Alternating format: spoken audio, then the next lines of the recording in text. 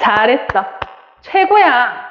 너무 멋진데? 혹시 우리 아이들에게 이렇게 칭찬하고 계신가요? 아이들에게 계속 이렇게 칭찬하시면 나중에 크게 후회하실 수가 있어요. 저희 큰딸이 어릴 때 뭐든지 잘해서 주변에서 똑똑하다는 칭찬을 자주 들었던 아이거든요. 그런데 아이가 점점 커가면서 어떤 일에 도전할 때 어려움에 부딪히면 쉽게 포기하려는 모습을 보게 됐어요. 그래서 제가 생각 없이 아이에게 했던 칭찬이 독이 될 수 있다는 것을 알게 되었어요. 그래서 오늘은 아이가 끊임없이 성장의 가능성을 갖게 되는 그런 마인드셋을 기를 수 있도록 올바른 칭찬 방법을 소개해 드리려고 해요. 아이가 도전하고 배우는 즐거움을 느끼게 하려면 어떤 칭찬이 필요한지 함께 알아볼게요. 우리가 보통 와 정말 똑똑하다, 너 최곤데? 라고 칭찬하는 경우가 많아요. 이런 칭찬을 자주 들은 아이들은 잘한다라는 말을 듣는 것이 중요하다라고 생각하게 됩니다. 이때 아이에게는 성과 증명 마인드셋이 생길 수 있는데요. 이것은 자신의 성과를 통해서 본인이 얼마나 뛰어난지를 주변에 증명하고자 하는 마음이에요. 잘한다라는 말을 듣는 것이 중요한 아이가 되는 거죠. 이런 마인드셋이 강해지면 아이는 자신이 잘하지 못할 것 같은 일을 아예 시도조차 하지 않으려고 하고 실수를 두려워하게 됩니다. 결과적으로 도전보다는 실수 없는 안정적인 길만 찾게 되어서 성장 기회를 잃어버리게 되는 거죠. 반면에 학습 마인드셋을 가진 아이는 결과보다는 배우는 과정 자체에 가치를 두기 때문에 새로운 일에 도전할 때 부담이 적습니다.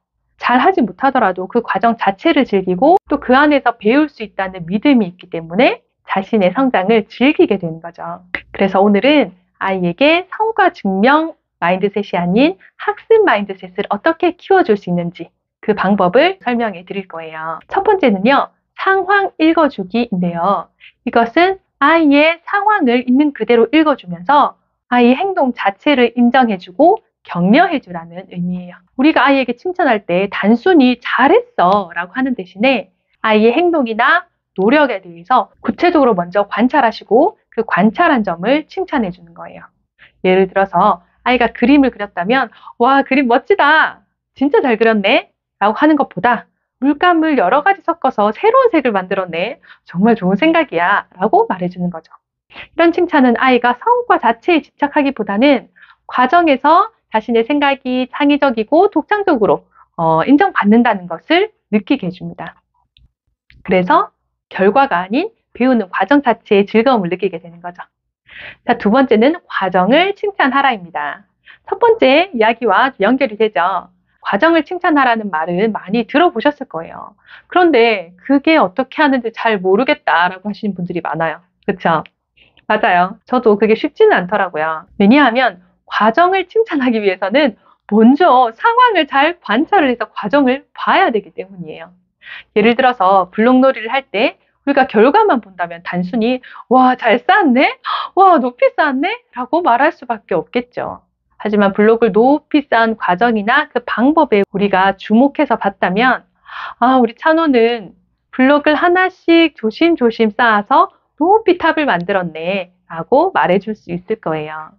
여기에서 우리가 꼭 잘했다, 멋지다 이런 칭찬하지 않아도 괜찮아요. 과정을 이렇게 인정하고 격려하는 것만으로도 아이는 블록을 쌓는 과정이 중요하다는 것을 깨닫게 되는 거죠. 결과가 아니라 과정에서 배움을 얻을 수 있다는 사실을 인식하게 되면서 도전 정신과 끈기가 함께 길러지게 되는 거예요.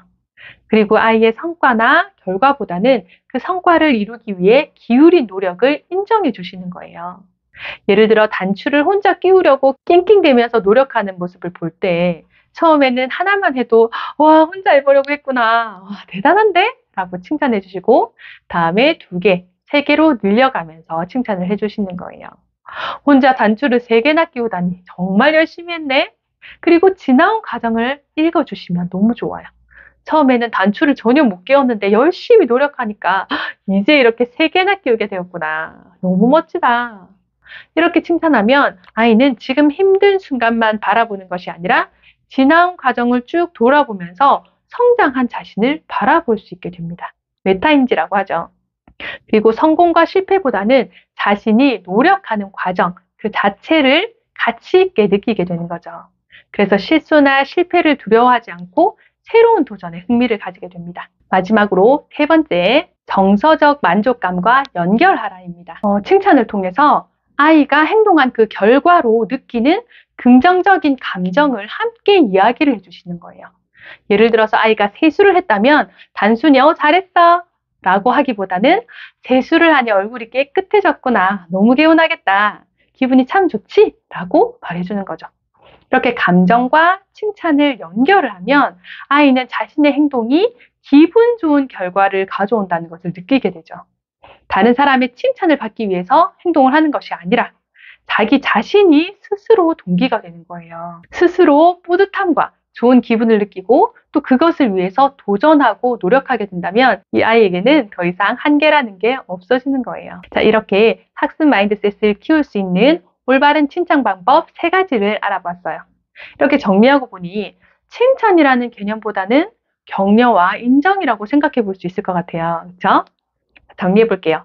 자, 무분별하게 멋지다, 잘했다, 최고다, 노노, 안 됩니다. 첫 번째는 아이의 행동을 관찰해서 구체적으로 읽어주기. 두 번째는 아이의 노력과 그 노력을 통해서 성취를 해 나가는 과정을 인정하고 격려하기.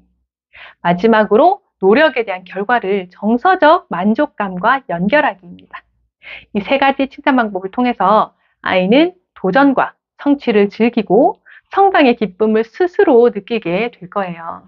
결과에 집착하는 성과 증명 마인드셋 대신에 배움과 성장을 추구하는 학습 마인드셋이 자라날 때 아이는 어떠한 상황에서도 유연함과 끈기를 잃지 않고 자신감을 가지게 될 거예요. 저도 이런 방법들을 우리 아이들에게 적용해 보면서 아이가 도전에 대한 두려움을 떨치고 배우는 과정을 즐기는 모습을 보게 됐어요. 우리 부모님들의 작은 변화가 아이에게는 큰 영향으로 다가올 수 있어요.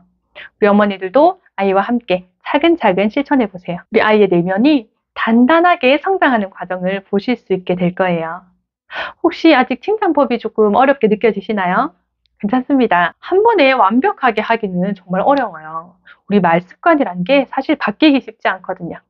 그래서 오늘 알려드린 내용을 반복해서 보시면서 하루에 한마디씩 연습해서 아이에게 적용해 보신다면 점점 칭찬력이 늘어나실 거예요. 그래도 어렵다 하시는 분들은 제가 말 습관과 관련된 영상 더보기란에 올려드릴 테니까 보시면서 그 개념을 좀 더 잡아보세요.